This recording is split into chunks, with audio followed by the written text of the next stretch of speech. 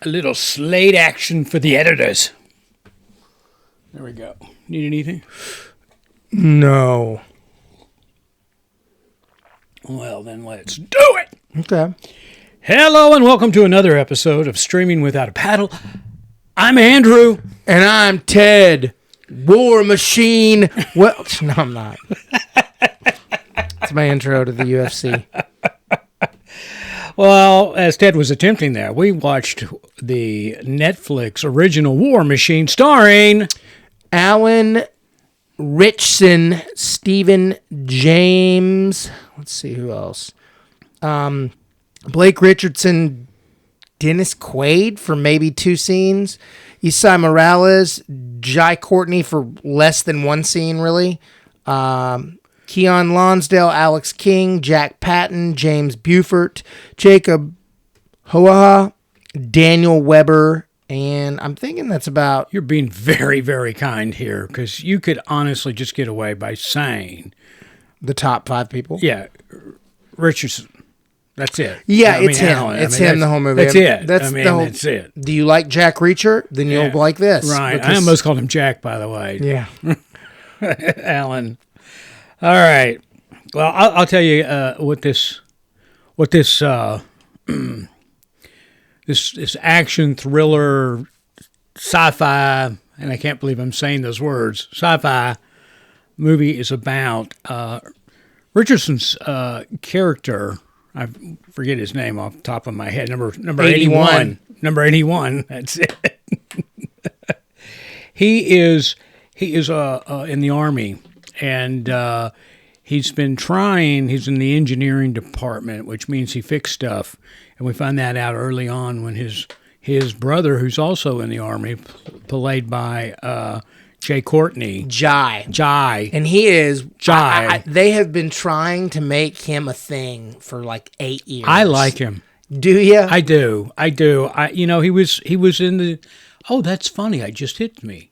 He was in the original Reacher with Tom Cruise. Yep. And then Alan Ritchson is the new Jack Reacher, so he's Reachered out, man. They have been trying to make Jai Courtney a big, huge action star for years, and it just never has panned. I don't know why, because I'll be honest, I like him. He's a big, jacked Australian that can do an American accent. I don't understand why he's not an action hero. Yeah. That's like the prerequisite. So anyway, he's in the Army with his brother, and his brother's dream is to be a ranger, and he wants to be a ranger with his brother, but unfortunately during combat he's killed, and his brother 81 is left alone, and so he's going to fulfill the dream for his brother and become a ranger. So he goes to ranger school, and they're trying to do their final exam to become a ranger, and they come across they're supposed to go to a downed airplane, destroy it, and then free the pilot that was being held captive and bring him back to the base. And they missed the airplane; they got shot down supposedly. And what they stumble upon is actually an alien Transformer-esque kind of War machine. War machine, yeah. Yeah, and that's what this asteroid that they thought they clocked flying in. It was a bunch of them. Right. So there you go. And I'm not going to get into it because this is a no spoiler show. I'm not going to tell you whether they save the day or not. Yeah, no way. How it all goes down. No. So that's the movie wrapped up in a nutshell. I mean, this movie, high production value. Yeah. Didn't you think? Yeah. I mean, it's all outside. I mean, the machine looked good. Looked really cool. It's just a very largely a big stunt show to show Alan Ritchson as a. He's basically here's the only problem. Alan, I like him. He's good. I like the Jack Reacher show. He's good actor, good action star. I don't know how old he is, but I'll tell you because I looked it up while I was watching.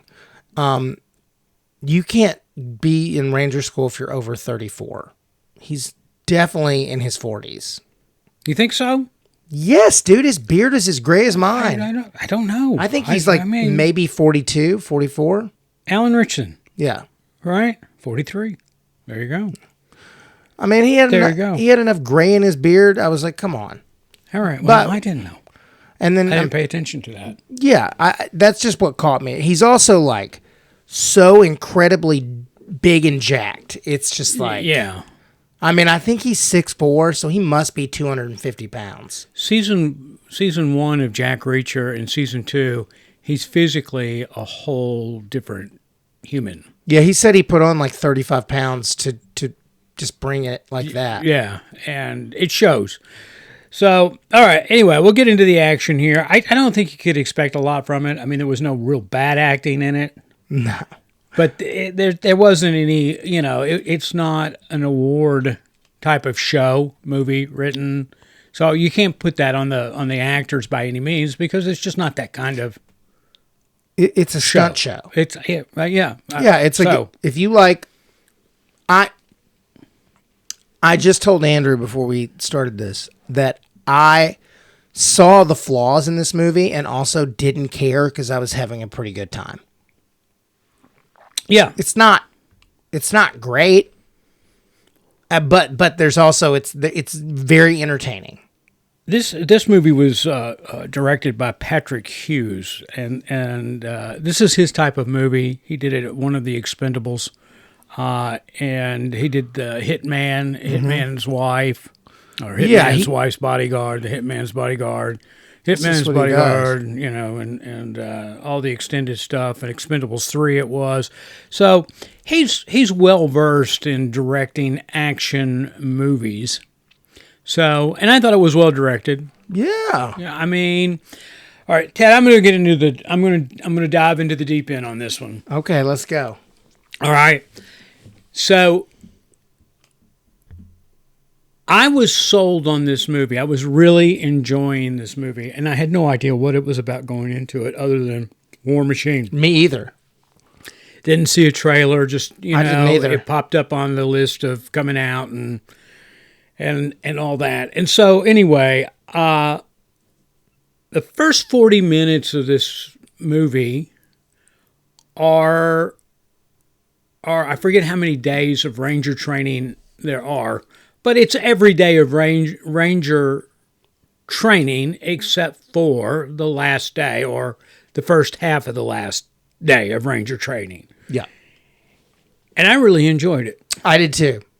And then it went downhill for me when the alien appeared. I would say you're correct. Once the alien appeared, it completely became an Alan Ritchson, look how badass I am stunt show. Yeah. I mean, it had me, at hello, and then it was just one of those, check please, once the alien showed up. He's also unkillable. The alien. No, Jack Reacher. Alan. He Alan is Ritchson. unkillable. Yeah, it's, it just gets it got a little too hokey. That's what my dad said. My dad watched this actually because he was like, well, what are you watching for the podcast? And I was like, oh, Warhammer and something else. And he goes, oh, I just actually watched Warhammer. And he goes, the part War Machine. The War Machine. And he goes, the part about the military stuff, they got some things wrong, but like overall, that was pretty interesting. And then it got turned into Star Wars on the ground. And I was like, okay. I don't know why they went the alien direction with this. Because like I said, the first 40 minutes of going through basic was really nicely done. And they could have turned this into, because here's the, and it's not a spoiler, last day of training, got to go to this airplane that's been planted in the hills of Colorado. They've got to blow it up so the technology can't be salvaged by anybody. Mm-hmm. And then they've got to go and find the pilot who's being held captive by intel's sake at this location, right? Yeah. And so I thought they could have just said, all right, why don't we make this story about maybe one of the captors, hostage holder guys, the bad guys? Well, I forget what they called them in the movie. Oh, the Khaleesi? Something, yeah. If they couldn't have just built on the fact that maybe one of them went off the reservation and killed everybody else that was in his platoon there playing this war game. And so now it became a ranger versus ranger recruit kind of thing, as opposed to an alien, right? Yeah. And instead of the asteroid coming in and doing newscast about that, as these cadets went through ranger training, they could have built a storyline around 81 Ritchson's character and whoever that individual was, kind of button heads through ranger school. I mean, obviously that person is a ranger, so Alan's Ritchson's 81's hands are kind of tied because he's trying to become a ranger. Yep. You see what I'm saying? Yeah, they could have just made a drama action movie. They could have. They didn't need the sci-fi alien crap. I mean, you're in the hills of Colorado, and it's such a perfect location to have shootouts. But here's the thing that we're not getting. We're old. Right. But here's the thing. If you make a dramatic action movie like this and there's not some sort of spin on it, you can't hold younger people's attention. It's really hard. Well, I think you could hold people's attention because, there's so many people out there today that are dealing with mental struggles. And if you put this in the light of one of these individuals, now I know an individual. I'm not going to say any names, but they were in SEALs training, right? Navy SEALs training, and that they got broken. Well, mentally they got broken, and so they got out of the service, and they got a an honorable medical discharge because the mental stress of it was too much for him. So I could really see that, one, having an appeal with somebody watching this because they can kind of relate to the struggle, right? Mm-hmm. Which would have played great to the fact that 81 Ritchson's character, he was struggling with the death of his brother. He was there going into the Rangers with a ghost. Yeah. I really think they missed the boat on this. I really do. I mean, they missed a good movie moment. It also was written it's hard not to give any spoilers. It's also written weird that he's standoffish the entire time. Yeah. Like they're trying. There's moments. He's, again, I understood that to be, and my belief was the fact that he wasn't there because he wanted to be there. He was there to finish that, as they say, the line. Cross that finish line. Cross that finish line for his brother. Because the Rangers wasn't his idea. It wasn't something. Yeah. I mean, we find out early on that his brother, this was his brother's mental philosophy of them being his big brother, of being a Ranger together. So anyway, I like your watch there too. By the way, you got a War Machine kind of. I do. I have a Rangers watch. You do. I think they really missed the boat on making this more of a Jason Bourne-esque kind of movie, and they dumbed it down by making it an alien movie. Dude, they're going to put aliens, they're going to put vampires, they're going to put zombies, they're going to put any of these things, werewolves, just to have a spin on something. I really do. What was that Anthony Mackie? Oh, the same thing where it was like they were. What were they? They were zombie-ish or alien. They were aliens. They were aliens. Yeah, they were aliens. This had quite a bigger budget than that one. Yeah, it was Elevation, and that was a good movie. But I mean, again, it just lost it with the aliens, and that took place in Colorado as well. So, But nothing shoots in America, so they shot in Australia. word to the wise: if you're out in Colorado, keep your eyes open for aliens because apparently it's the new Area 51. But if they drop nukes, you're totally safe. I mean, boom. Well, I don't know what. I don't know about totally, but if I you're in mean, that, if you're in that mountain valley thing, you're safe. You're putting a guarantee on that. No. I mean, And at this point, aliens, was it? nukes, whatever could happen. What was the name of that brake company in Tommy Boy? Not Callahan. Yeah, Callahan Brakes. Yeah, Callahan Brakes. That's right. I can in a box and put a warranty on it. Yeah. I can take a dump in a box and put a warranty, but stick my head up. Yeah, that's so good. That's Ted's no Colorado safe warranty. Right there. Gosh, what out the gate? Chris Farley just hit a home run. Oh, I enjoy Chris Farley. I didn't love it. I didn't see him for anything other than what he was, and Very funny. comedy relief and that kind of thing. But I wasn't, and I've never been a real subscriber to that kind of humor. And so, matter of fact, my wife and I, we watched Farkham.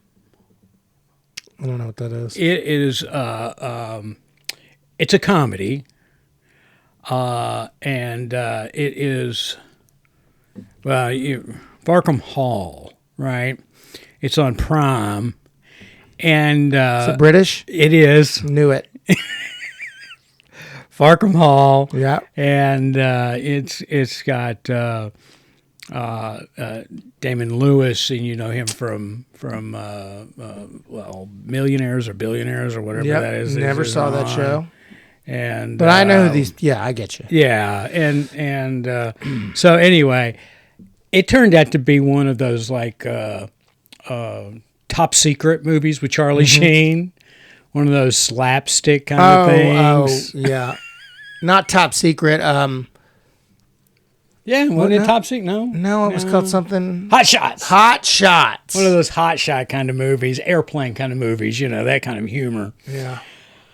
All right, Ted, let's get to some numbers on this. Let's see, we covered the acting, nothing great, and the directing on it was good. And the guy's got a pedigree. And the writing was just whatever. I think they missed the boat on something huge there, that they could have turned this into a special drama, action drama, and they took the alien route and just crapped out. But no, Patrick Hughes, he directed this, and it was directed well for what it was. Yeah. And, the production looked good. Beautiful scenery in Australia. Down under that, right? I know I keep saying it on here, I think it's just such a crying shame that we don't shoot anything in America anymore. Right. Like, you're literally flying American actors and Canadian actors to another country to double as America because we are so crappy and we can't seem to do anything correct in film business. Right. And that's the truth. And if you see it and you're mad about it, I'm really sorry. We don't do anything right. That's SAG. That's every union does not help the production people. They don't help the actors. They don't help the writers. They don't help the directors. They don't help anybody. It's all about the dollar. Right. And so in not helping the crew people, which now they're trying to. By the way, I'm going to get on a tangent because this is not a long review, so I'm going to get on a tangent. Sidebar. Ben Affleck, who I normally give praise to, and you don't, I'm going to back it up and be like, you know what? Hey, douchebag, we don't really need you bringing your startup AI company that's going to erase post-production from hundreds of people. Netflix just bought it. Yeah, Netflix. Way to go, Netflix. You're so cool, erasing jobs. I just can't with it. I hope this AI thing flops. I hope it comes in here with guns and shoots us all. I'll be sitting over there with a bowl in my gut going, I told you people. I mean, I just saw an ad come across my Instagram that was like, AI studio. Let it do the work for you. Yeah. I mean, they basically would like to get it down to where you have like 3 lead actors, 1 director, and a grip, and a sound person. Yeah. I mean, it's like, whatever, dude. I don't want to see those movies. Put an AI movie out. Right now, they look like crap. Well, Right now, they look like cartoon versions of real people. I'm not arguing with you on their aesthetics. That's for sure. I don't. There's no bucking it at this point, though. Sure, but didn't they tell us like 2 years ago that AI was going to completely take over every job, and it's still like, draw me a puppy that looks like my puppy. I mean, what are we doing? We're building stupid data centers, and we're destroying rural America. Like, guess what? You got hired to build in North Mississippi. Yeah, they don't care because everybody's broke. They're glad to have a job to build a data center. And once it's built, guess what? They're broke again. So sorry, this is my sidebar tangent, and I hope I didn't make anybody mad. I'm gonna keep making real movies with real people that do the jobs. There you go. He's going from 8mm up to 16mm film, though, folks. Yeah. He's upgrading. I'm only shooting on real film. We get 2. Well, that's 35, man. We get 2 takes. If you mess it up, we can't. It's Clint Eastwood over here. Oh, all right, Ted. Let's put some numbers here on War Machine. Go ahead. I'm a 6.5. Oh, I'm same. Same exact thing. Okay, I'm a 6.5. I said it last night. Paige goes, well, what'd you think of it? I go, well, I had a beer in the middle of it because I was like, well, this thing has jumped the shark. But I was still entertained. And so I finished it. And she goes, was it like I was going to bed and she didn't want to watch it? So she was already back there. And I go, I think like 6'4", 6'5". I thought first 40 minutes of it, you got me. I'm ready. And then as soon as the alien thing came up, I was like, okay, show me the door. I watched it. I get it. And then as I watched, I was like, there were so many more directions that these guys could have gone. I mean, they could have stumbled on some sort of backwoods drug cartel thing there that was shooting them up. But I really kind of stuck with my, there was a rogue member of that team that was supposed to stop them from getting across the finish line. And real bullets were replaced with rubber bullets. And I thought that's what was happening. I was like, okay. And then, no. Then it was like Transformer. Yeah. Then they bombed a Transformer and it turned into a GoBot and stood up and started fighting them. Yeah. Which I thought I thought it was really funny and really a cop-out, the way you kill these things. Stop. That's a spoiler. Do not get into that. I'm not getting into it. I'm just saying that's how pathetic it got for me, when it was figured out how to disable these Transformer aliens. So I was just okay. Yeah, right. It was pretty silly. Oh, anyway. All right. Okay, I've got this week's rewind. Go. All right. Now, I grew up in a time when there was an actor by the name of Walter Matthau. He's probably one of the greatest actors, human beings. He was a goat. He just was. Now, most people will know him from his grumpier old men days, which I think that really overshadows the embodiment of his work. Yeah. Walter Matthau starred in The Odd Couple, which was opposite Jack Lemmon, who was also in Grumpier Old Men, or Grumpy Men. Grumpier Old Men. Well, there are two of them, Grumpy Old Men and Grumpier Old Men. And anyway, he starred opposite of him in that, and then also The Fortune Cookie, and one of my favorite movies, and this isn't it, is the first Monday in October, where he plays a Supreme Court justice welcoming the first woman Supreme Court justice to the bench. Okay. And the first Monday of October. Now you can get that particular one, rent it on multiple streaming places like Apple and Amazon Prime. But anyway, having said that, my rewind of the week is the original Bad News Bears. It's just you can't beat it. This movie just launched so many kid careers out here.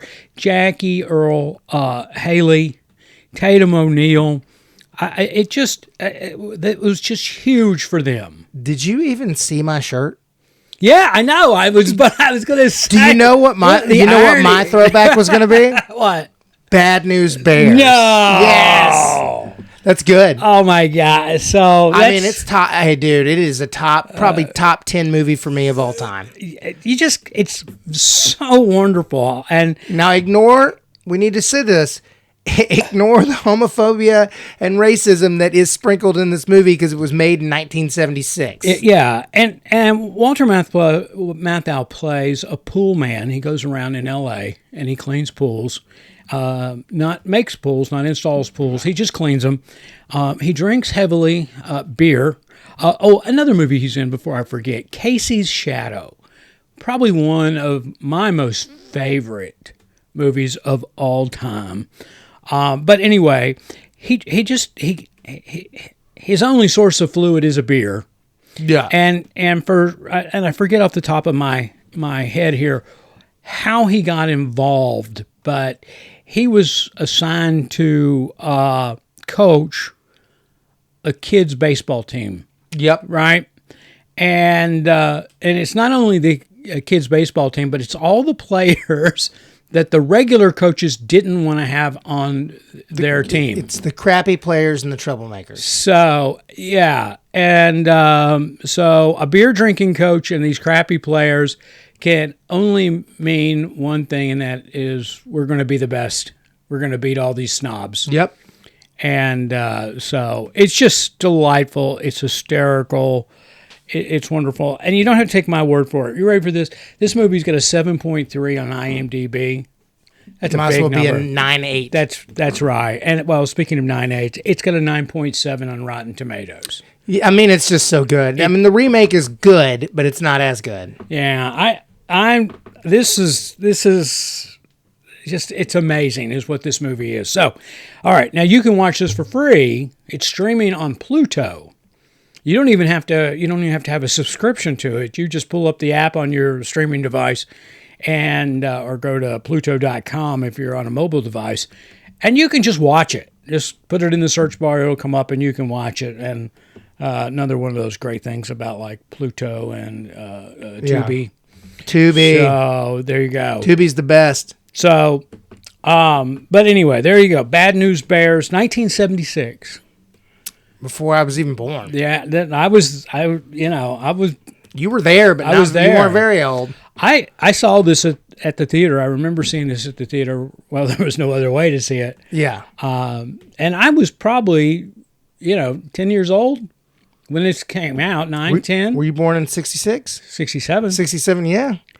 And did you see it at that movie theater in Hendersonville, or did you go all the way to Rivergate? I don't remember, but I remember seeing the movie when it came out with my family, and same with Casey's Shadow, and which was just another wonderful movie. There's a great line in there for years, if not decades of my life growing up, because I was so little. And they asked Walter Matthau in Casey's Shadow, if he wins this horse race, what's he going to do? And he goes, I'm going to go to Tahiti where the women don't wear no tops. And I'm like 11, 12 when this. You thought that was the funniest thing? I thought that was the funniest thing in the world. It's right pretty there. funny. It was funny. Anyway, all right. Don't watch. I'm not there with War Machine. I'll never see it again. I would watch it again in the background. I wouldn't. You don't have to pay attention. Again, sometimes you just need a little filler. They had something really going for them for the first 40 minutes, but as soon as that alien appeared, that was it for me. I hear you. Because I thought they really, really missed the boat with a wonderful possibility of storyline opposite It's the number one movie in America. of Aliens. This is the number one movie. Well, Popularity on wise. Netflix. No. Popularity. This is the number one movie on Really? IMDb. God, it's... Oh, that's shocking to you? That's No, shocking. well, it's not. Sadly, it's not. What did I just say? You don't have to pay attention to it and still be entertained. Yeah. Well, sadly, not my cup of tea. I hear you. All right, everybody. Anything else, Ted? No. All right. Timothy Chalamet's probably not going to win an Oscar now. Yeah, I don't. Tim, you're a good actor. You should not rip on other art forms. I don't know if I put this out here. It's an hour and 47 minutes, and it's every bit of that in my mind. Oh, I had a fun time. I think the first 40 minutes flew by, and then after that, all that alien crap just dragged it on. I hear you. Please be over. All right. So, Ted says watch. I said, there are better things to do with your time. Hey, while we're talking, this 6.8 on Rotten Tomatoes. I'm just pulling this up for the first time. 2.8 on Letterboxd. Oh, do you mean the nerdy, like the people like us that are film nerds? Yeah, they gave it a 2.8. Of course they did. Yeah, well, Rotten Tomatoes. I mean, it's a 6.5. I just think it's not great. It's not bad. It's just a down the middle softball throw. Yeah. Well, all right. Guys, we appreciate you being here and listening. And until next week, that's Ted. And that's Andrew.